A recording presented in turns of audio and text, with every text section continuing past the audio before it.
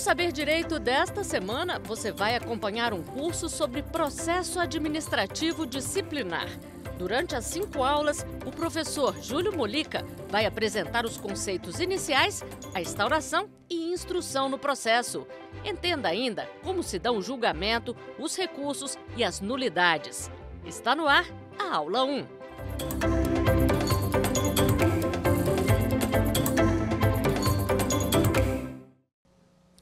Olá, eu me chamo Júlio Molica, professor de Direito, especificamente de Direito Administrativo.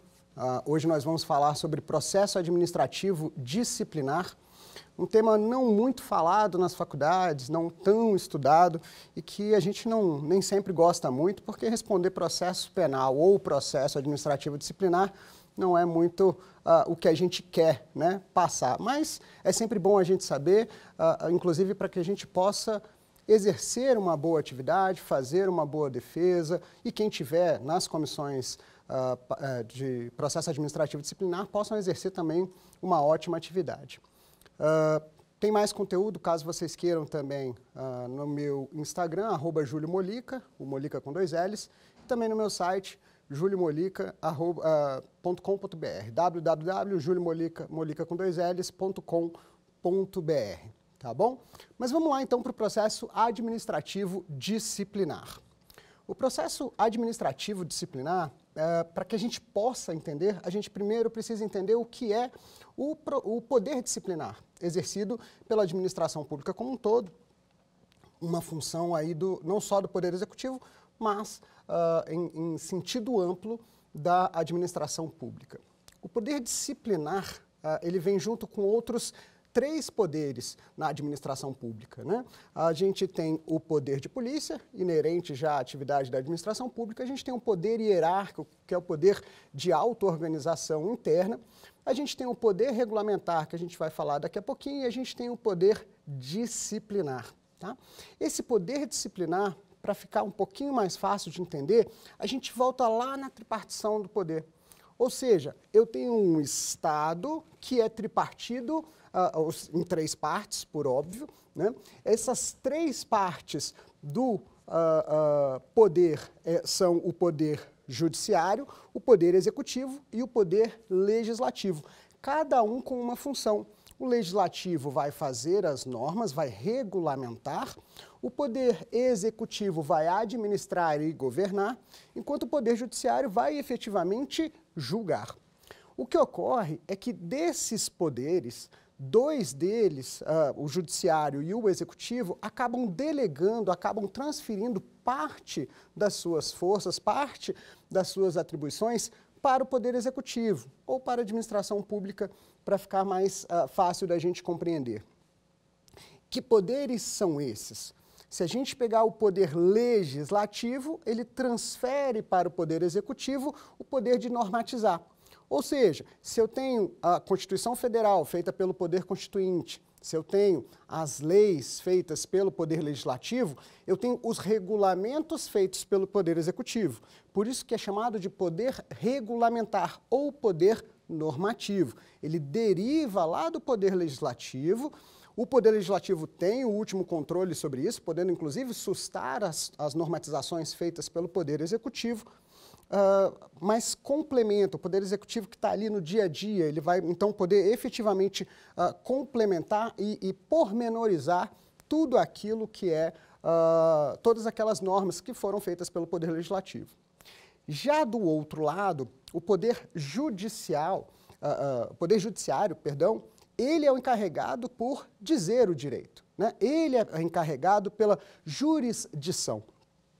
Então, ninguém vai ser a última palavra, senão o Poder Judiciário, quanto à aplicação, à interpretação do direito, né? A realização da própria hermenêutica e a concretização dela. Só que parte desse poder, o Poder Judiciário transferiu, através da Constituição, transferiu para o Poder Executivo. Ou seja, o Poder Executivo, mais uma vez, a administração pública também pode julgar. É claro que ela não vai julgar tudo. Existem temas específicos em que ela pode julgar. Dentre esses temas estão a relação dela com os administrados, com os cidadãos.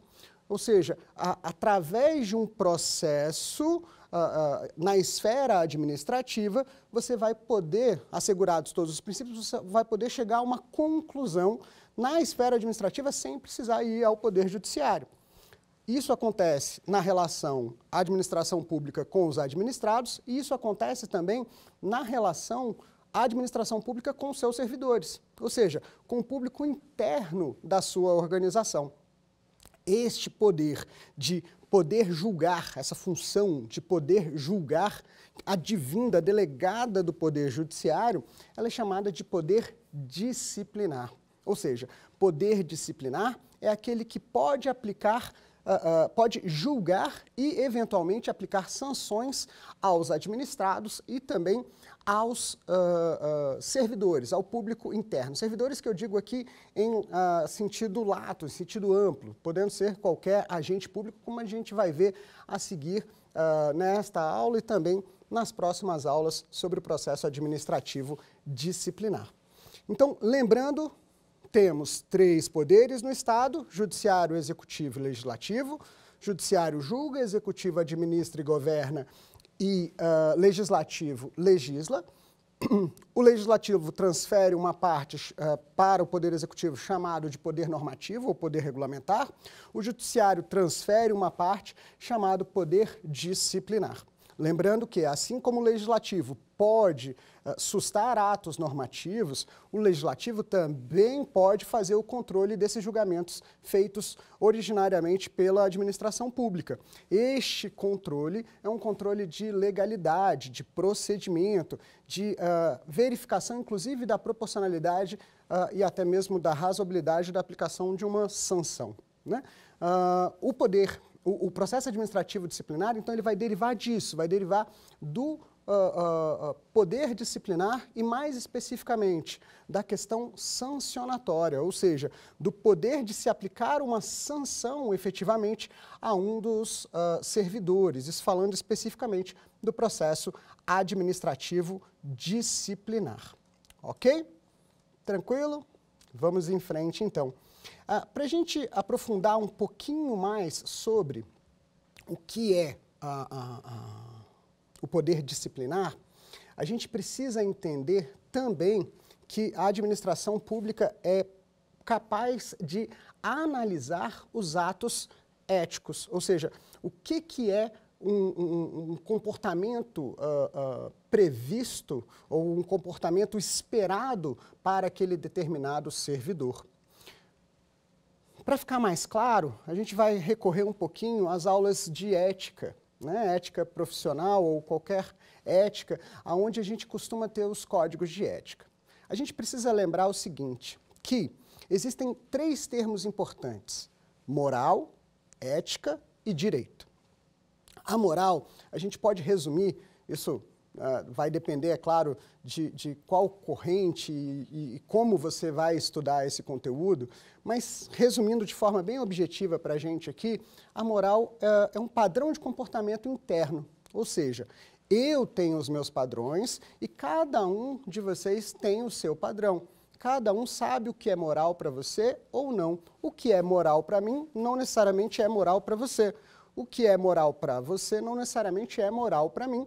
E isso a gente precisa conviver de uma forma tranquila, porque cada um tem os seus valores, cada um tem as suas convicções, né? E cada um cresceu dessa forma dentro de cada ambiente. Por outro lado, se a gente levar para um padrão de comportamento mais amplo de um determinado grupo, a gente vai chamar esse padrão de comportamento de ética. Ou seja, a ética é o padrão de comportamento de um determinado grupo, ou que se espera de um determinado grupo. Então, nós temos padrões éticos em qualquer microsociedade que a gente participa. Na família, no condomínio, na sala de aula, na faculdade, na profissão, né? Todos esses a gente tem um padrão esperado, até no trânsito, né? A gente espera que todo mundo obedeça às regras para que a gente não tenha um acidente de trânsito. E isso é um padrão de comportamento. Isso é a ética no trânsito. A gente tem isso em todas as áreas. Inclusive, mais comumente a gente conhece nas áreas profissionais, ou seja, aquele profissional, como que ele deve lidar com um determinado assunto, com um determinado tema, com determinada situação. cada profissão vai ter o seu padrão ético. Alguns já escritos, outros ainda não. Outros simplesmente se espera, né? Vamos falar em sala de aula, por exemplo. Sala de aula se espera que nenhum aluno vá pegar o telefone, atender o telefone no meio da aula e começar a conversar. Esse é um padrão de comportamento já pré-determinado e que muitas vezes não está no código de comportamento daquela faculdade, daquela universidade. Ou seja, é um padrão ético que já está ali previsto no dia a dia efetivo das nossas atividades. Saindo da ética, nós temos, então, o direito em si. E aí a gente precisa lembrar que ninguém é obrigado a fazer, senão em virtude de lei. Fazer ou deixar de fazer, senão em virtude de lei. Ou seja, o direito já começa a criar para a gente obrigações e direitos, né? No caso, direitos e deveres. Para cada direito existem deveres e para cada dever existem direitos. Isso parece um clichê, né? um jargão, uma coisa meio abstrata, mas a gente precisa lembrar que cada vez que eu tenho um direito, os demais precisam respeitar esse direito. Então, no momento em que surge um direito para mim, surge, obviamente, um dever para os demais. E o inverso também. No momento em que surge um direito para alguém, surge também um dever para que eu respeite os direitos daquela pessoa. Não é diferente no comportamento profissional, no comportamento das nossas atividades. Por quê? Porque nós, muitas vezes, temos também obrigações, nós também temos proibições. É normal você ter códigos, normas, leis que vão dizer o que pode ser feito e o que não pode ser feito. De um lado, vedações, de outro lado, permissões, ou seja, de um lado, proibições e de outro lado, obrigações. Nós temos, então, um padrão sempre de o que eu posso e o que eu não posso. Então, lembrando, a gente tem a moral, que é o posso e não posso de acordo com os meus valores internos. Nós temos a ética, que é posso ou não posso de acordo com os padrões de comportamento de um determinado grupo. E nós temos o direito, que é posso ou não posso, mas sendo obrigado a seguir essa regra. Por quê? Porque aí a gente já está falando da norma em si, da lei, que ninguém será obrigado a fazer ou deixar de fazer senão em virtude de lei, mas a lei vai poder impor, então, que você pode fazer aquilo ou que você não pode fazer aquilo. Aqui a gente já tem uma determinação diferente, mais forte, mais incisiva. É bom a gente sempre lembrar que os padrões morais não podem gerar efetivamente uma penalidade. Os padrões éticos, teoricamente, por si só, também não. Mas as proibições e os deveres, sim, porque eles estão previstos em lei. Não é à toa que determinadas profissões, ou se não todas, a gente vai ter a previsão na legislação dizendo o seguinte, que está sujeito à penalidade X ou Y aquele que infringir o código de ética da profissão.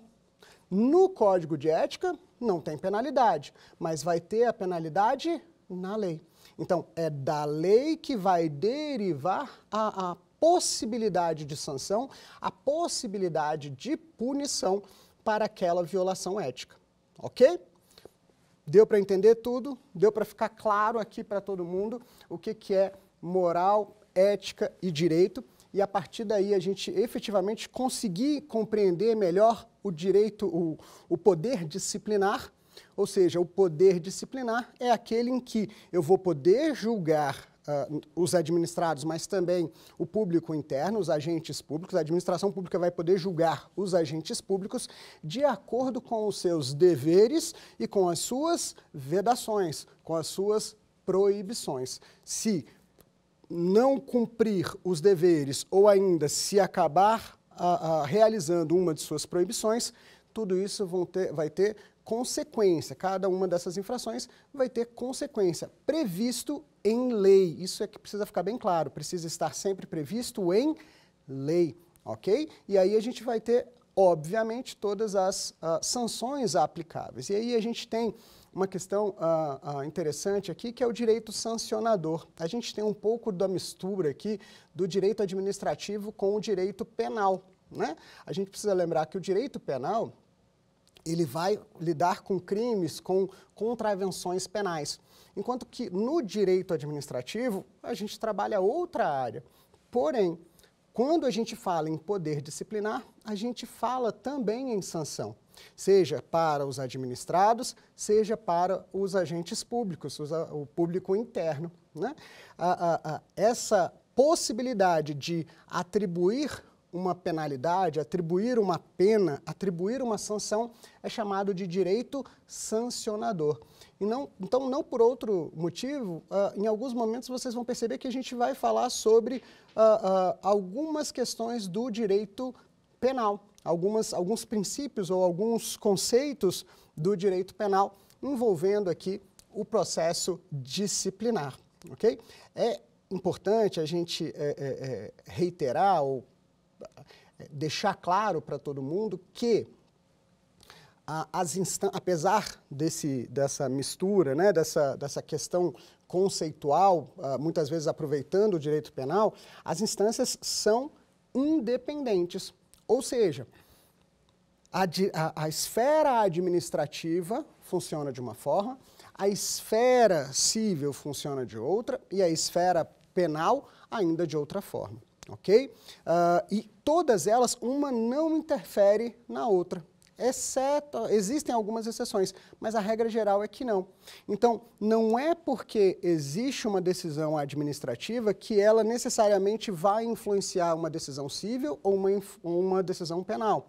Mesma coisa do outro lado. Não é porque tem uma decisão civil que ela vai influenciar na decisão administrativa ou na penal, e não é porque tem uma decisão penal que ela vai influenciar na administrativa ou na civil. Então, elas são completamente independentes, uma não depende da outra, uma não é mais forte ou mais fraca que a outra, mas em alguns conceitos a gente pode tentar aproveitar, ok? Vamos lá, vamos dando sequência aqui. Sobre os direitos e deveres, eu vou aproveitar a oportunidade aqui para a gente ler o rol de deveres e de proibições, tá bom? Vamos lá? Os deveres dos servidores públicos, e aí, aqui só um parênteses, é importante a gente ter em mente que o Estatuto do Servidor Público que a gente vai estudar aqui é o Estatuto Federal, tá? A Lei 8.112. Mas podem ter algumas peculiaridades com a legislação local, tá bom? Mas a gente vai ver a regra geral e para que a gente tenha toda essa noção. Vamos lá, então? Vamos aqui, olha só. Os deveres dos servidores públicos, eles estão previstos no artigo 116 da 8.112. São alguns, tá? Vamos ver aqui devagarzinho, olha só. São deveres do servidor público. 1. Exercer com zelo e dedicação as atribuições do cargo. 2. Ser leal às instituições a que servir. 3. Observar as normas legais e regulamentares. Olha que interessante, já fazendo vínculo com as resoluções, com as normas, com as portarias, decretos, o que for, todo o poder regulamentar. Cumprir as ordens superiores, exceto quando manifestamente ilegais. Atender com presteza ao público em geral, prestando as informações requeridas, ressalvadas as protegidas por sigilo. De novo, atender com presteza à expedição de certidões requeridas para a defesa de direito ou esclarecimento de situações de interesse pessoal. A terceira, atender com presteza às requisições para a defesa da fazenda pública. Dando continuidade, levar ao conhecimento de autoridade superior as irregularidades de que tiver ciência em razão do cargo. 7, vou reler o item 6, tá? Olha só. Levar as irregularidades de que tiver ciência em razão do cargo ao conhecimento da autoridade superior, ou quando houver suspeita do envolvimento desta, ao conhecimento de outra autoridade competente para a apuração. Isso aqui, o texto primeiro que eu tinha lido foi revogado em 2011, tá? Ele foi alterado, na verdade, pela Lei 12.527 de 2011. Item 7, nós temos aqui zelar pela economia do material e a conservação do patrimônio público. 8, guardar sigilo sobre assunto da repartição. 9, manter conduta compatível com a moralidade administrativa. 10, ser assíduo e pontual ao serviço. 11, tratar com urbanidade as pessoas. E 12, representar contra ilegalidade, omissão ou abuso de poder. Então, nós temos essas 12 hipóteses aqui de deveres, de obrigações, que precisam ser cumpridas pelos agentes públicos, aqui especificamente pelos servidores públicos, na sua atividade, no exercício da sua atividade, no exercício da função inerente especificamente ao cargo que ele ocupa, ok? Vamos dar uma olhada então aqui nas proibições. Seguindo as proibições, é o artigo seguinte, é o artigo 117, ok? Vamos lá. Proibições. 1. Ausentar-se do serviço durante o expediente, sem prévia autorização da chefia imediata. 2. Retirar, sem prévia anuência da autoridade competente, qualquer documento ou objeto da repartição. 3. Tudo isso é proibido. É proibido ao servidor recusar a fé de documentos públicos. 4. Opor resistência injustificada ao andamento de documento e processo ou execução de serviço. Promover manifestação de apreço ou desapreço no recinto da repartição. 6. Cometer a pessoa estranha à repartição, fora dos casos previstos em lei, o desempenho de atribuição que seja sua responsabilidade ou de seu subordinado. 7. Coagir ou aliciar subordinados, no sentido de filiarem-se à associação profissional ou sindical ou a partido político.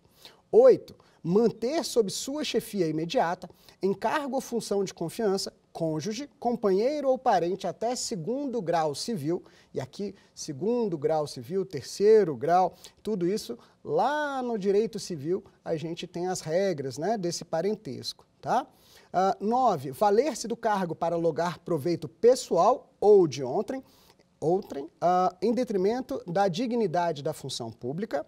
10. Participar de gerência ou administração de sociedade privada, personificada ou não. Exercer comércio, exceto na qualidade de acionista, cotista ou comanditário. 11.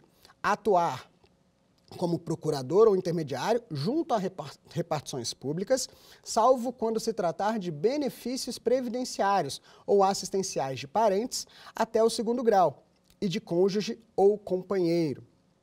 12. Receber propina, comissão, presentes ou vantagem de qualquer espécie, em razão de suas atribuições.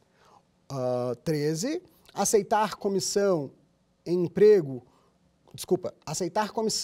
ou pensão em estado estrangeiro. 14. Praticar usura sob qualquer de suas formas. 15. Proceder de forma desidiosa, ou seja, descuidada, né? 16. Utilizar pessoal ou recursos materiais da repartição em serviços ou atividades particulares.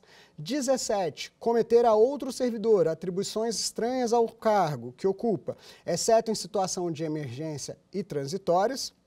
19. Exercer quaisquer atividades que sejam incompatíveis com o exercício do cargo ou função e com o horário de trabalho. 19, o último, recusar-se a atualizar os seus dados cadastrais quando solicitado. Então, a gente tem aqui o rol de direitos e de deveres dos servidores públicos, aqueles que precisam ser seguidos e respeitados pelo agente público, para evitar que ele esteja realizando algo que é proibido ou mesmo descumprindo uma obrigação que ele precisa fazer e realizar no exercício da sua atividade pública. Ok? Dando seguimento, vamos lá. A legislação aplicável neste caso. Bem, primeiro de tudo, nós temos a Lei 8.112 de 1990, que é o Estatuto do Servidor Público Federal Civil. Essa lei, ela traz uma parte específica, um capítulo específico só sobre o regime disciplinar. tá? Esse título 4 do regime disciplinar, ele tem todas as previsões, pelo menos de forma superficial, necessárias para o processo administrativo disciplinar. É o título 5. Nós temos ainda o decreto 5480 de 2005. Ele sim vem regulamentar o sistema de correição do Poder Executivo Federal. O que é a correição? A correição vai trabalhar com as corregedorias e com toda a atividade disciplinar. Então, existe um sistema unificado, federal, regido e regulamentado pelo Decreto 5480 de 2005, ok? Nós temos ainda, vamos dar uma olhada aqui só para ficar fixo para vocês, para fixar na cabeça de vocês. Olha só, o Decreto 5480, ele fala o seguinte, ó. São organizadas sob a forma de sistema as atividades de correição do Poder Executivo Federal, a fim de promover sua coordenação e harmonização. Parágrafo 1º, o sistema de correição do Poder Executivo Federal compreende as atividades relacionadas à prevenção e apuração de irregularidades no âmbito do Poder Executivo Federal por meio da instauração e condução de procedimentos correcionais, ok? Dando sequência aqui, nós temos também, sobre o processo administrativo disciplinar, uma instrução normativa da Controladoria Geral da União, tá? A IN 14 de 2018, que vai trazer detalhamentos de como devem ser, né, os processos correcionais, todos eles. Então, é uma instrução não tão grande e que vale a pena a leitura integral para se compreender melhor todos os ritos e procedimentos dos processos correcionais, ok? O que diz aqui, vamos lá, a instrução normativa número 14 da CGU, em seu artigo 1º, ela regulamenta o decreto 5480. Os órgãos e entidades do Poder Executivo Federal, incluídas as empresas públicas e sociedades de economia mista, no desempenho de sua atividade correcional, submetem-se às regras e princípios estabelecidos nesta instrução normativa. Ou seja, existe uma padronização de procedimentos e ritos que devem ser seguidos em todo o Brasil, né? Independente se cada órgão, se cada entidade, se cada estado, cada município vai ter a sua regra específica naquele determinado ambiente. Mas, de qualquer forma, existe essa padronização de procedimentos. Dando sequência, a gente tem também, então, além da Lei 8.112, além do Decreto 5480 e da Instrução Normativa 14 da CGU, a gente tem a influência de outras normas processuais. Obviamente, a Constituição Federal e também a Lei 9784. A Lei 9784 é aquela que regula o processo administrativo como um todo. A gente pode dizer que a Lei 9784 ela vai regular mais o poder disciplinar entre a administração e os administrados, enquanto que o processo administrativo disciplinar ele vai estar com as suas especificações na 8.112, na 5480 e na Instrução Normativa 14. Porém, existem algumas lacunas e existem alguns conceitos que a gente vai acabar aproveitando e utilizando lá da 9784, ou seja, da legislação que fala sobre o processo administrativo, que a gente podia chamar aí, entre aspas, né, entre várias aspas aí, de Código do Processo Administrativo. Outra influência que a gente tem também dos códigos processuais das outras matérias, né? Ou seja, a gente tem influência do Código Processual Civil, uma grande influência, uma vez que a base processual, seja para qualquer esfera, seja na esfera então civil, penal ou administrativa, a gente encontra no Código de Processo Civil, e também um pouco do Código de Processo Penal, tá? Ou seja, a gente acaba precisando trabalhar um pouquinho de cada um, porque a gente vai ter, em algum momento, que se aproveitar dessas normas para complementar ou para compreender melhor a mens legis lá do processo administrativo disciplinar. Ok? Então vamos lá, dando sequência, nos nossos estudos aqui sobre processo administrativo disciplinar, vamos dar uma olhada, então, em alguns princípios. O principal dele, o princípio principal é ótimo, né? Mas talvez um dos mais importantes, talvez um dos mais necessários, né, se eu posso dizer assim, seria exatamente o princípio da ampla defesa e do contraditório. Ou seja, se existe alguém que está respondendo a um processo, que é parte em um processo, e esse processo pode gerar alguma penalidade, pode vir a gerar, então, aí alguma sanção, é condição sine qua non que essa pessoa tenha a possibilidade de acessar o processo, de ter acesso ao processo e também de se defender, através de todas as formas possíveis e admitidas em direito, com a ampla defesa, inclusive com o contraditório, ou seja, sendo possível dizer o contrário do que está sendo dito. Mais à frente, em alguma das próximas aulas, a gente vai falar sobre a revelia. E a revelia ela não tem nada a ver com deixar de ter a defesa, já fazendo um pequeno spoiler aqui, mas sim em não ter mais o contraditório, ou seja, tudo que está ali alegado é verdadeiro. Isso, princípio geral processual, tá? Quanto à revelia. Mas, voltando ao início do processo administrativo, é preciso assegurar isso. Esse é o mais importante princípio, talvez, dentro do processo administrativo disciplinar também, a ampla defesa e o contraditório, ok? Dando sequência, pessoal, nós aproveitamos no processo administrativo disciplinar todos aqueles princípios do processo administrativo previstos lá na 9784, ok? Eles estão lá no artigo 2º da Lei 9784, que diz o seguinte: a administração pública obedecerá, dentre outros, aos princípios da legalidade, finalidade.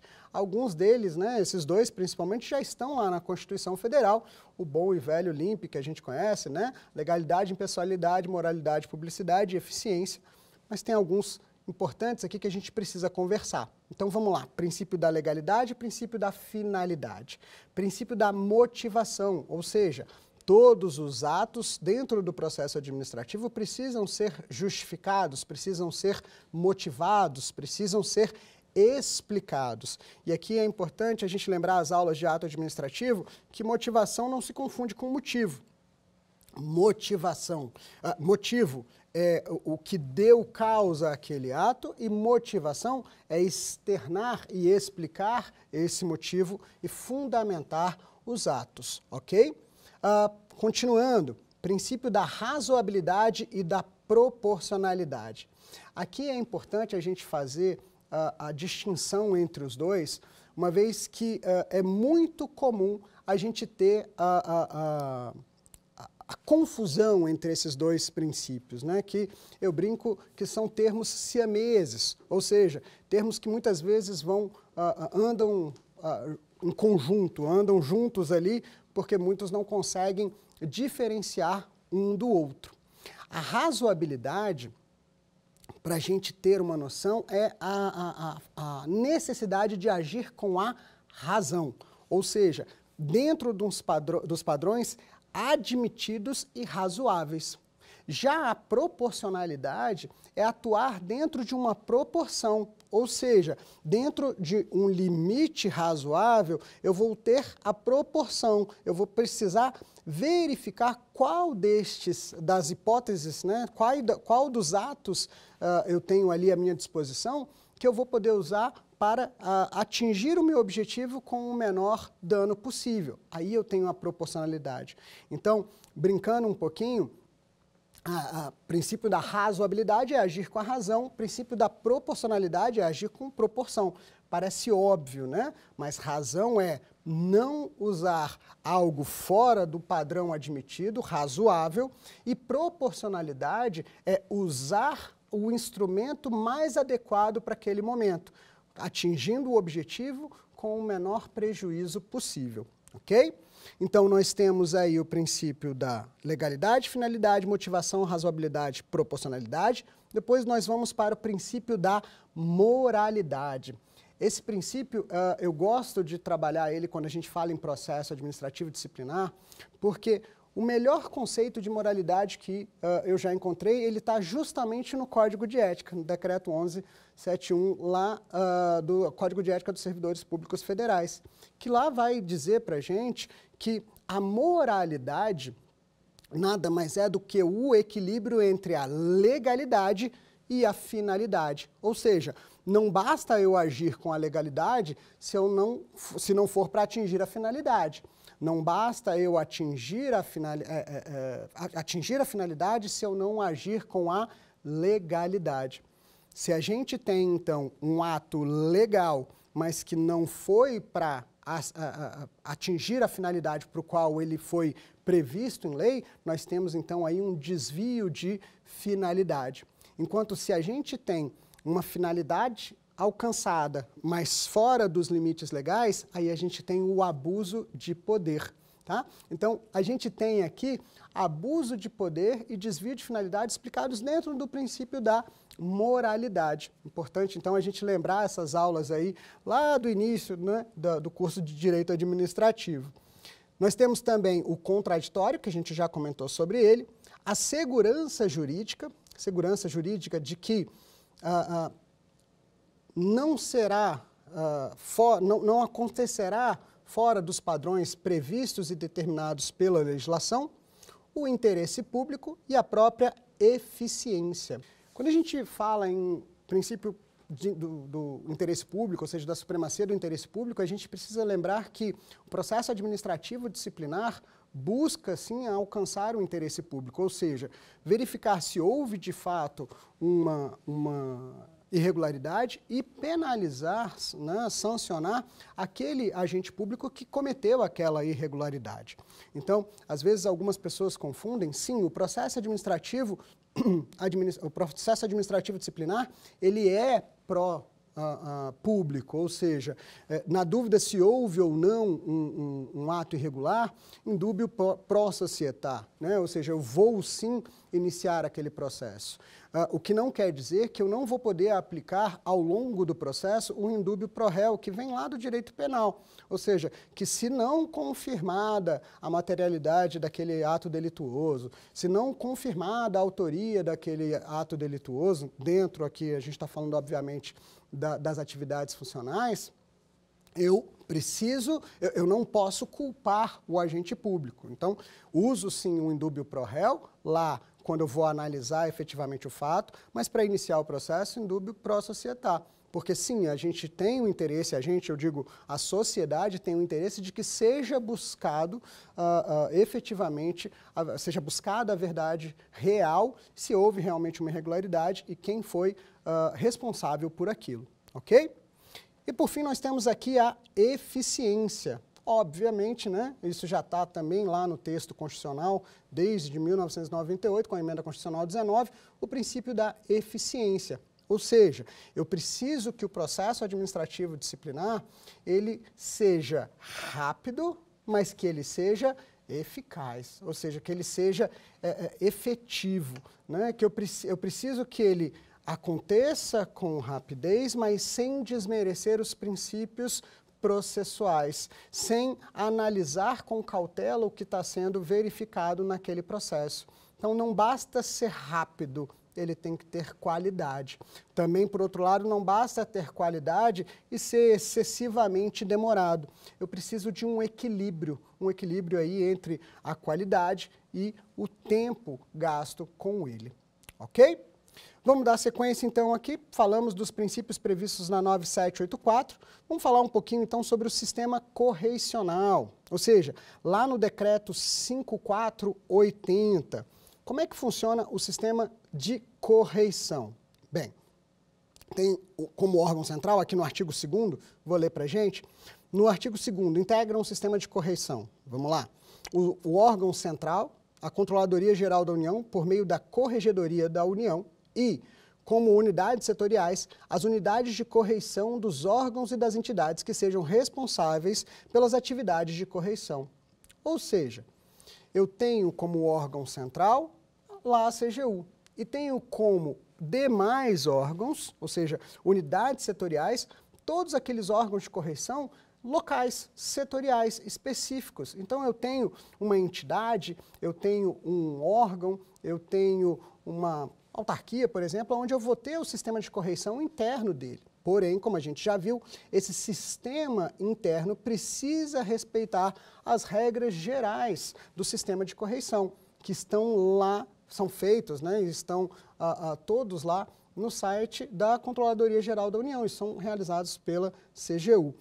Então, é importante acessar as páginas específicas da CGU que falam sobre correição, sobre o sistema correcional, que lá existe uma ampla quantidade de normativos e precedentes e orientações que vão auxiliar não só quem responde a um processo administrativo disciplinar, mas também aqueles que estão nas comissões de PAD, que precisam atuar ali para investigar e verificar se houve efetivamente um ato irregular por parte de um agente público. Ok? É importante também lembrar que a própria CGU já editou, acredito que a última edição foi a de 2022, já editou um manual de direito processual administrativo disciplinar, né? Um manual de PAD. E lá traz muitos detalhes, lá traz precedentes, lá muitas coisas são explicadas e ajudam a orientar. Interessante que não só lá, mas também no site, para que isso possa sempre ser atualizado, ok? Dando seguimento aqui, nosso próximo tópico, vamos falar sobre o que é essa atividade correcional. Para ficar claro para todo mundo, que está lá na Instrução Normativa 14, né, lá da CGU, lá no artigo 2º e no artigo 3º. Atividade correcional tem como objetivos, vamos lá, são 5 objetivos. Primeiro, dissuadir e prevenir a prática de irregularidades administrativas. Então, não é só penalizar, mas também prevenir.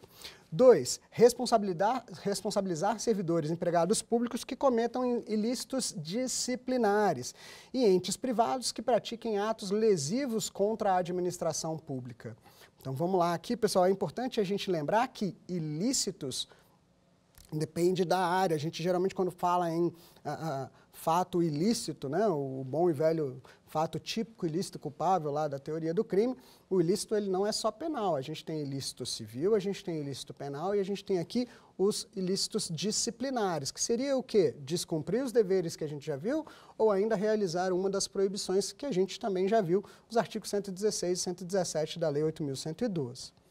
Terceiro objetivo, zelar pela eficiência, eficácia e efetividade das apurações correcionais. Há pouco a gente já falou, né? Quando falou do princípio da eficiência, a gente falou que o processo administrativo disciplinar precisa ser eficaz e efetivo, ok? Quarto objetivo, contribuir para o fortalecimento da integridade pública. E quinto, promover a ética e a transparência na relação público-privada. Está vendo como está tudo conexo aqui? A moral, a ética e o direito. Aquela explicação inicial que a gente já comentou, né? Se você perdeu, não pegou direitinho, volta lá. Parece um pouquinho chatinho quando a gente vai falar em código de ética, vai falar ética e moral, mas de forma resumida, lá no iniciozinho da aula, dá para pegar, para ficar bem claro na cabeça. Quanto às atribuições, artigo 3º da Instrução Normativa 14 da CGU, a atividade correcional deve ser desenvolvida preferencialmente por unidade constituída para este fim, a qual possua atribuições para, ou seja, sugere que cada entidade, cada órgão, cada setor, na medida do possível, tenha a sua unidade correcional, ok?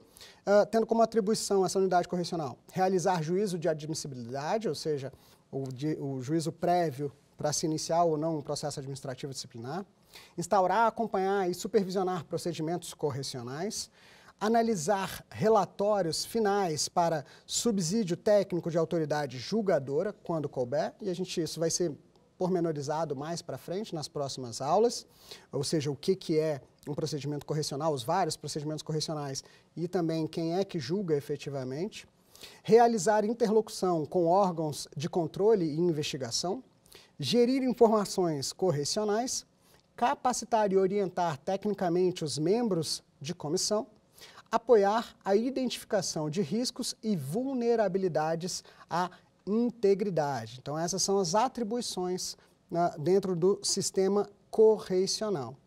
E aqui, para a gente ter uma ideia geral, quais são os procedimentos correicionais que vão ser melhor detalhados mais adiante, tá? Mas temos aqui também na Instrução Normativa 14, nós temos ali no artigo 4º, 5º e 6º. Isso. Esses 3 artigos que a gente vai dar uma olhada aqui agora.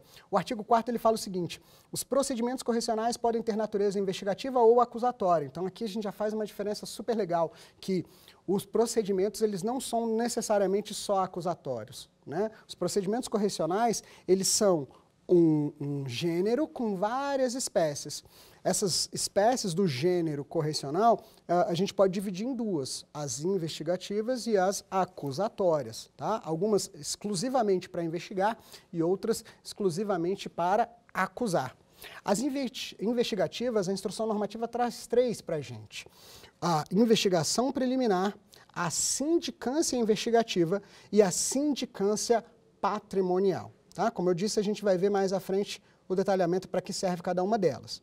Agora, quanto aos procedimentos acusatórios, os correcionais acusatórios, aí eles já estão no artigo 6º, e são a sindicância acusatória, o processo administrativo disciplinar, o processo administrativo disciplinar sumário, a sindicância disciplinar para servidores temporários, o processo administrativo de responsabilização e o PAS, que é o processo sancionador para empresas públicas e sociedade de economia mista. Ou seja, esses 6 procedimentos, procedimentos correicionais que são acusatórios. Lembrando que, para o servidor público, nós temos basicamente 3. Temos a sindicância, temos o PAD e temos o PAD sumário. Mas calma, não se preocupa que a gente vai ver cada um deles com bastante calma mais adiante, ok? Dando sequência aqui, nós temos como independência das instâncias, a gente tem as responsabilidades de cada uma delas, né? A Lei 8.112 traz, apesar de ser dentro da esfera administrativa, ela traz para a gente o que é responsabilidade civil, o que é responsabilidade penal e o que é responsabilidade administrativa, tá bom? Apesar dessa independência. Vamos dar uma olhadinha no que fala a 8.112? Olha só, sobre as responsabilidades, tem um capítulo só para isso, que é o capítulo 4, tá? E ele começa dizendo o seguinte: o servidor responde civil, penal e administrativamente pelo exercício irregular de suas atribuições.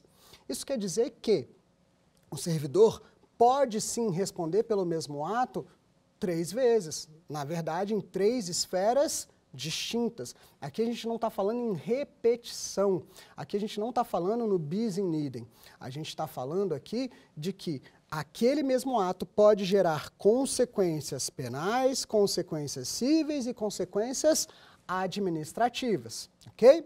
Vamos para a primeira delas aqui, a responsabilidade civil, que está no artigo 122 da Lei 8.112, que fala o seguinte: a responsabilidade civil decorre de ato omissivo ou comissivo. O que é comissivo? É o contrário de omissivo, né? Omissivo quando você deixa de fazer, comissivo quando você age efetivamente. Doloso ou culposo, que resulte em prejuízo ao erário ou a terceiros. Então, quando eu causo prejuízo aos cofres públicos ou aos terceiros, eu tenho aí uma responsabilização civil. Quando, vamos comentar aqui, vamos para o artigo 123, responsabilidade penal. A 8.112 fala que, no artigo 123, a responsabilidade penal abrange os crimes e contravenções imputados ao servidor nesta qualidade, ou seja, se for crime ou contravenção, quem vai apurar é a Justiça Criminal. E, por fim, a responsabilidade administrativa, que está lá no artigo 124 e no 126 Na verdade, vamos começar pelo 126. A responsabilidade administrativa do servidor será afastada no caso de absolvição criminal. Perdão, vamos começar no 124. A responsabilidade civil administrativa resulta do ato omissivo ou comissivo praticado no desempenho de cargo ou função. Essa é a responsabilidade administrativa. Aqui, quanto à responsabilidade administrativa, que é coligada ali com a penal, nesse caso do 126, olha só, a responsabilidade administrativa do servidor será afastada no caso de absolvição criminal, que negue a existência de fato ou sua autoria. Mas a gente vai falar com mais calma aqui quando a gente falar da defesa no processo administrativo disciplinar. Agora a gente precisa ir para o quiz, né? Então, nesse momento, a gente vai para o quiz para verificar como está o conhecimento de vocês aí sobre essa aula. Vamos lá? Dentre os poderes inerentes à administração pública, 2 deles se destacam por se originarem dos poderes legislativo e judiciário, denominados, respectivamente. Lembra que a gente falou da delegação de poder? Temos a opção A, poder regulamentar e poder disciplinar. Item B, poder regulamentar e poder hierárquico. A opção C, poder hierárquico e poder de polícia. E letra D, poder de polícia e poder disciplinar. E aí, qual é a solução? Qual é a resposta correta? Nós temos aqui a resposta A, poder regulamentar e poder disciplinar. Lembrando que o poder regulamentar é aquele que deriva do legislativo, enquanto que o poder disciplinar é aquele que deriva do poder judiciário. Ok? Tranquilo esse, né? Vamos para a segunda? Vamos lá. Nosso segundo quiz, olha só. As condutas consideradas como infrações devem estar previamente previstas nas normas, assim como as sanções administrativas. Em que tipo de norma podem estar previstas as penas administrativas? Nas resoluções, nas portarias, nos decretos ou nas leis? E aí, em qual deles vai estar nas leis? Vamos lá? Olha só. Lembra que a gente conversou sobre ninguém é obrigado a fazer ou deixar de fazer, senão em virtude de lei?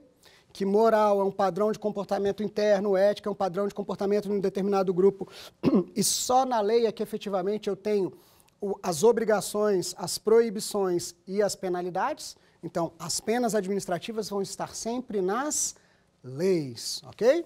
Acertando aí? Moleza, né? Tranquilinho o quiz. Vamos para a nossa próxima questão?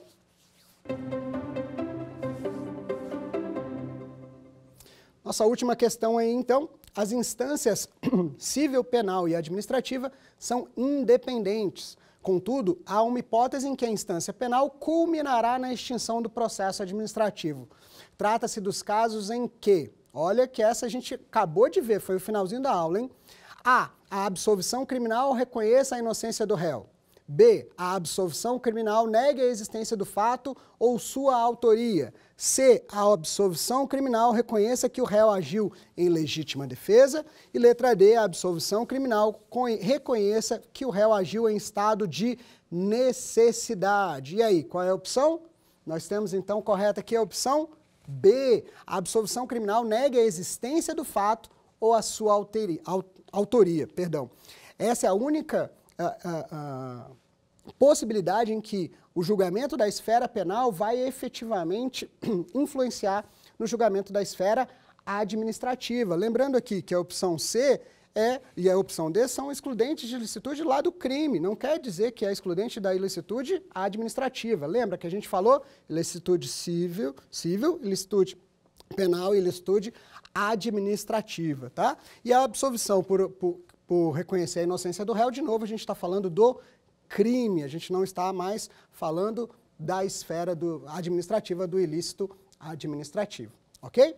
Espero que vocês tenham conseguido acompanhar direitinho, tenham acertado todos os quiz que a gente fez aí, e a gente vai continuar nas próximas aulas especificando um pouquinho mais de cada trecho necessário de itens importantes para o processo administrativo disciplinar. Te vejo na próxima aula, então, obrigado. Quer dar alguma sugestão de tema para os cursos do Saber Direito? Então mande um e-mail para a gente, saberdireito@stf.jus.br. Você também pode estudar pela internet. Acesse o nosso site radioetvjustiça.jus.br ou pode rever as aulas no canal do YouTube, @Rádio e TV Justiça.